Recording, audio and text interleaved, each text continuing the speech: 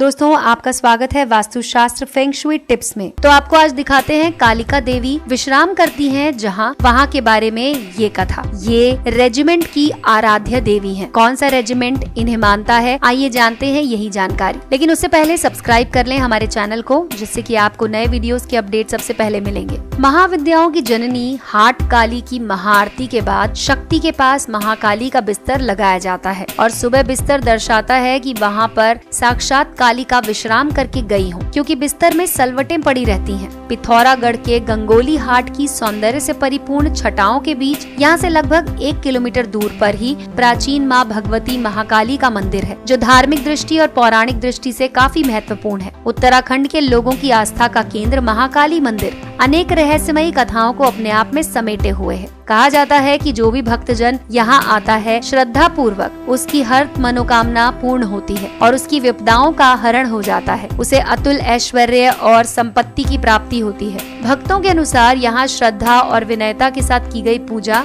विशेष महत्व देती है, इसीलिए वर्ष भर यहाँ बड़ी संख्या में श्रद्धालु आते हैं। भक्ति भाव से माता महाकालिका उनकी मनौती पूर्ण करती हैं।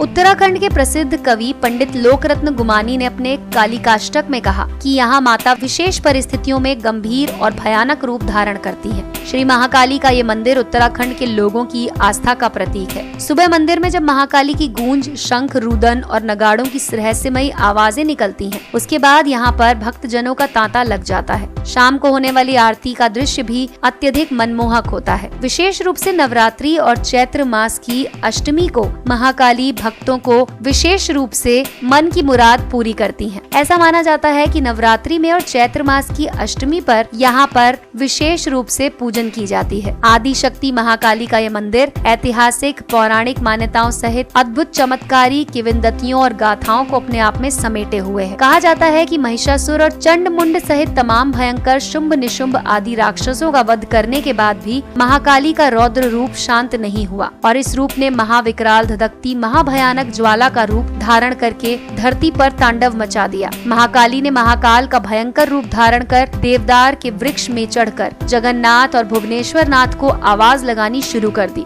आवाज जिस किसी के कान में पड़ती, सुबह तक वो व्यक्ति यमलोक पहुंच चुका होता। 6ठी शताब्दी में आदि जगत गुरु शंकराचार्य जब अपने भारत भ्रमण के दौरान जागेश्वर आए तो शिव प्रेरणा से उनके मन में यहाँ आने की इच्छा हुई। लेकिन जब वो यहाँ पहुँचे तो नरबली की बात सुनकर शंकराचार्य ने इस दैवीय स्थल की सत्ता को स्वीकार करने से इनकार कर दिया। शक्ति के दर्शन करने से भी वो विमुख हो गए। मान्यता के अनुसार लेकिन जब विश्राम के बाद शंकराचार्य ने देवी जगदम्बा की माया से मोहित होकर मंदिर शक्ति परिसर में जाने की इच्छा प्रकट की, तो मंदिर शक्ति स्थल पर पहुंचने से कुछ दूर पूर्व तक ही स्थित प्राकृतिक रूप से निर्मित गणेश मूर्ति से आगे नहीं बढ़ पाए और अचेत होकर इस स्थान पर गिर पड़े। कई दिनों तक यहीं पड़े रहे। उनकी आवाज भी बंद हो चुकी थी। अपने अहम भाव व कटु वचन के लिए जगत गुरु शंकराचार्य को अत्यधिक पश्चाताप हो रहा था। क्षमा याचना के बाद माँ भगवती की अलौकिक आभा का उन्हें आभास हुआ।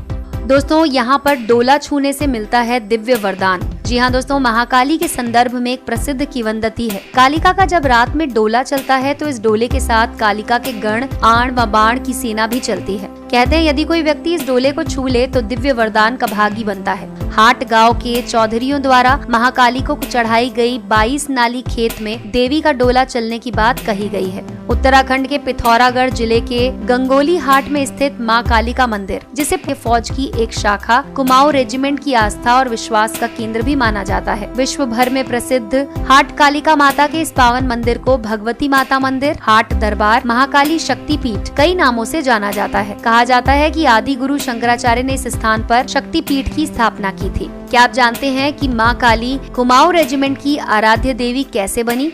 दोस्तों, कुमाऊं रेजिमेंट का हाट कालिका से जुड़ाव द्वितीय विश्व युद्ध के दौरान हुआ। बताया जाता है कि द्वितीय विश्व युद्ध के दौरान बंगाल की खाड़ी में भारतीय सेना का जहाज डूबने लगा। तब सैन्य अधिकारियों ने जहाज में सवार सैनिकों से अपने अपने इष्ट की आराधना करने को कहा। कुमाऊं सैनिकों ने जैसे ही हाट काली का जयकारा लगाया तो जहाज किनारे लग गया। इस वाक्य के बाद कुमाऊं रेजिमेंट ने माँ काली को अपनी आराध्य देवी की मान्यता दे दी। जब भी कुमाऊं रेजिमेंट के जवान युद्ध के लिए रवाना होते तो कालिका माता की जयकारों के साथ ही आगे बढ़ते। 1971 की लड़ाई में हमारे देश की सेना ने पाकिस्तान के दांत खट्टे किए थे।